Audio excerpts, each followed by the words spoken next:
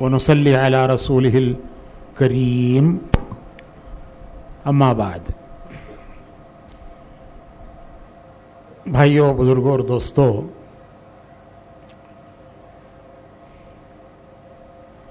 اوقاف کے سلسلے میں جو اس وقت حکومت ایک قانون لانے کی کوشش کر رہی ہے، جو موجودہ قانون کو بڑی حد تک بدل دیتا ہے، اس میں بہت سی چیزیں ایسی ہیں کہ حکومت کا تسلط، ان کا قبضہ اوقاف پر بڑی حد تک ہو جاتا ہے. مثلا ایک مثال دیتا ہوں، میں بہت سی چیزیں اس میں ہیں، لیکن ایک مثال دیتا ہوں کہ کسی بھی وقف کی جائیداد کے بارے میں اگر کوئی ڈسپیوٹ ہوا تو ابھی تو اس کے لیے ایک کمشنر ہوتا ہے، وہ اس کو تحقیق کرتا ہے، پھر بورڈ کے سامنے رکھتا ہے. آئندہ اگر کوئی ڈسپیوٹ ہوا تو کلکٹر کو اختیار ہوگا، ہر ضلع کا کلکٹر اسے طے کر سکتا ہے. ہر ضلع کا کلکٹر اس کے بارے میں طے کر سکتا ہے کہ یہ زمین وقف کی ہے یا حکومت کی ہے. کلکٹر تو حکومت کا ملازم ہوتا ہے، تو وہ جو حکومت ہوگی اس کی رعایت سے طے کرے گا، جو وہ چاہے گی وہ طے کرے گا. اوقاف تو اس کا مالک اللہ ہے، اوقاف کا مالک اللہ ہے. قانون شریعت کا ہے جو حضور نے بنایا ہے، اس کا قانون شریعت کا ہے، جو شرعی قانون ہے اس پر وہ چلے گا. انگریز کے زمانے میں اوقاف ختم ہو گئے تھے. ہمارے بڑوں کی اور بزرگوں کی محنت اور کوشش سے اوقاف کی حفاظت کے لیے یہ بورڈ بنا، وقف بورڈ. ہمارے بزرگوں کی کوشش تھی اس میں، جس میں مولانا ابوالکلام آزاد تھے، حضرت مولانا سید حسین احمد مدنی، حضرت مدنی رحمۃ اللہ علیہ تھے، اور حفظ الرحمان سیواری تھے. یہ ہمارے بچپن کا زمانہ ہے، یاد ہے ہمیں کہ ان سب بزرگوں کی کوشش سے اس کے لیے ایک بورڈ بنایا، اور ساری اوقاف جو ہیں اس بورڈ میں دی گئی. انگریز کے زمانے میں کوئی انگریز تو چاہتا تھا وقف ختم ہو جائیں. مزرعہ ڈپارٹمنٹ ایک ہوا کرتا تھا، اس میں اوقاف تھے. پھر ان بزرگوں کی کوششوں سے وقف بورڈ بنا. مولانا آزاد، مولانا حفظ الرحمان سیواروی، مولانا حسین احمد مدنی رحمۃ اللہ علیہ. پھر اس کا قانون بنا جس میں ساری شریعت کی رعایت رکھی گئی. اب بہت سی چیزیں اس پہ ایسی لائی جا رہی ہیں، اس ترمیم میں، امینڈمنٹ میں ایسی چیزیں لائی جا رہی ہیں جو شریعت کے بالکل خلاف ہیں، اور اختیارات کلکٹر کو دیے جا رہے ہیں. تو اس کا مطلب یہ کہ ہر ضلع والا کلکٹر طے کر دے گا کہ یہ زمین وقف کی ہے یا حکومت کی ہے. جہاں کوئی تنازع ہوا، ڈسپیوٹ ہوا، تو کلکٹر طے کر دے گا کہ یہ زمین حکومت کی ہے یا وقف کی ہے. اور کلکٹر تو حکومت کا ملازم ہوتا ہے، وہ تو جو کرے وہ طے کرے گا جو حکومت چاہتی ہے.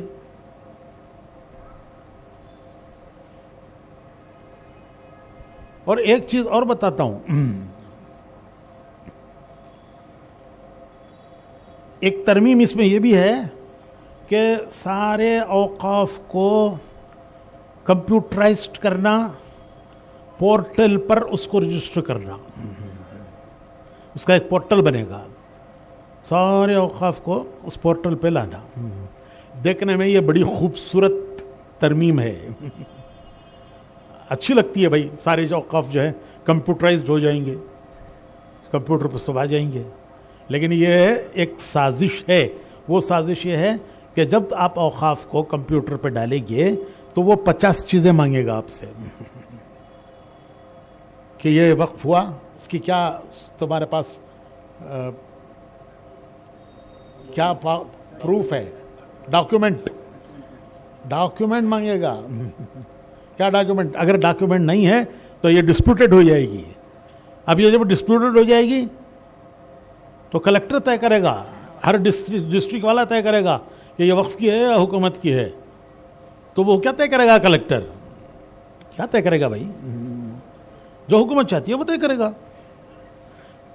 कोई मामूली चीज़ नहीं है ये। औकाफ की ज़मीनों के लिए एक पोर्टल बनाएंगे और सारी औकाफ की ज़मीनें जो उसके मुतवल्ली हैं, अब मसलन ये सुल्तान शाह है, अब हमको लिखना पड़ेगा कि ये किसने वक्फ की, ये मुतवल्ली की जिम्मेदारी होगी। और चीज़ें 50 मांगेंगे, उसका कंदाया बन रहे हैं, उसका लाइट बिल बन रहे हैं, कंदाया बन रहे हैं, उसका वक्फ को जो ये देते हैं परसेंटेज वो बन रहे हैं। ये सब चीज़ें पोर्टल मांगेगा। अभी तो नहीं बताएंगे वो, लेकिन जब आप नहीं दे सकेंगे तो वो डिस्प्यूटेड हो जाएगी। और जब वो डिस्प्यूटेड हो जाएगी तो ये किसकी है ये कौन तय करेगा? कलेक्टर तय करेगा। मैंने पढ़ा है, पढ़ के बता रहा हूं। 2 दिन लगाए हैं, फजर की नमाज के बाद लेके बैठा हूं ये। तो इसलिए हमारे सारे बुजुर्गों ने इसको रिजेक्ट किया है कि हम नहीं मानते इसे।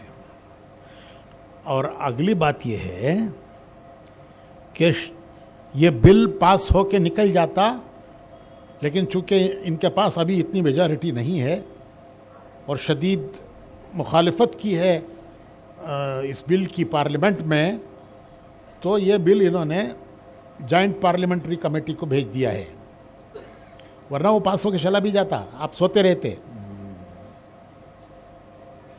तो उन्होंने जॉइंट पार्लियामेंट्री कमेटी को भेजा है। जॉइंट पार्लियामेंट्री कमेटी राय मांग रही है, सबसे राय मांग रही है कि तुम्हारी क्या राय है, इसको पास होना है या रिजेक्ट होना है। राय मांग रहे हैं भाई। और अगर हम राय नहीं देते इसके बारे में तो ये कितनी बड़ी, क्या कहूँ मुफ्ती साहब में, नादानी से भी बढ़ के कोई उर्दू का लफ्ज है? नादानी से भी बढ़ के कोई लफ्ज है? क्या कहना चाहिए? मैं कोई लफ्ज आ नहीं रहा है मुझे।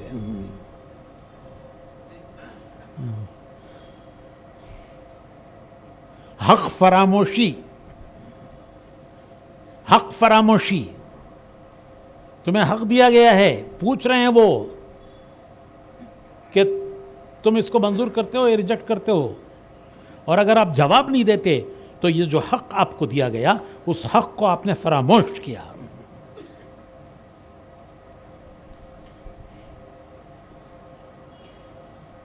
तो ये जरूर होना चाहिए। और बहुत ही आसान एक वो है, क्या QR, उस कोड पे 2 मिनट पे काम हो जाता है। वो 2 मिनट पे काम हो जाता है QR कोड से। आप बता सकते हैं कि हमको मंजूर नहीं है ये जो ये तरमीम आ रही है। आपको मैंने 2 ही बातें बताई हैं और 50 बातें मुझे मालूम हैं, लेकिन मैं इस वक्त तफसील में नहीं जाना चाहता। सबसे पहला ये है कि पोर्टल बनेगा, उसमें रजिस्टर करो, और जब रजिस्टर करोगे तो 50 चीज़ें मांगी जाएंगी, और वो जो चीज़ें डॉक्यूमेंट्स नहीं देंगे तो वो जो है डिस्प्यूटेड हो जाएगी, और उसका जो फैसला करेगा वो कलेक्टर करेगा। कलेक्टर हुकूमत का मुलाजिम है। तो कितनी वक्फ की चीज़ें डिस्प्यूटेड बन जाएगी। फिर उसके बाद हाई कोर्ट जाओ, कौन जाएगा? लाखों रुपए खर्च करके कौन जाएगा हाई कोर्ट? आपसे मांग रहे हैं भाई तुम्हारी क्या राय है। अगर आप राय नहीं देते हो तो यह हक फरामोशी है। जो हक आपको दिया गया है उस हक की फरामोशी है ये। इसलिए ये काम जरूरी करना चाहिए, और अभी करना चाहिए। 3 दिन है उसे, 4 शुमा जुमेरात जुमा, बस।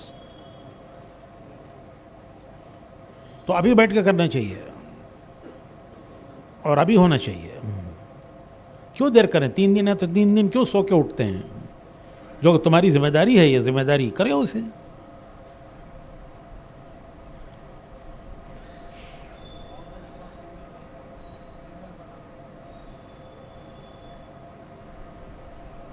میں کیا کی سوچ رہا ہوں تمہیں کیا بیچ میں دے ڈالے تو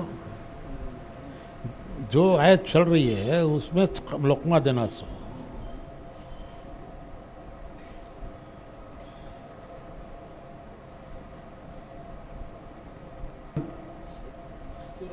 ہاں ضروری بات ہے، یہ ضروری بات ہے. مردوں کو ہی اس کی فہم نہیں ہے تو بیچاری مستورات کیا سمجھیں گی گھر میں بیٹھنے والی؟ تو مرد ہی نہیں کر رہے ہیں تو مستورات کیا کریں گی؟ ان کو پتہ بھی نہیں ہے کیا ہے یہ. تو یہ الزام آئے گا کہ مرد ہی چاہ رہے ہیں، عورتیں نہیں چاہ رہی ہیں، کیونکہ اس میں عورتوں سے متعلق بھی کچھ چیزیں ہیں.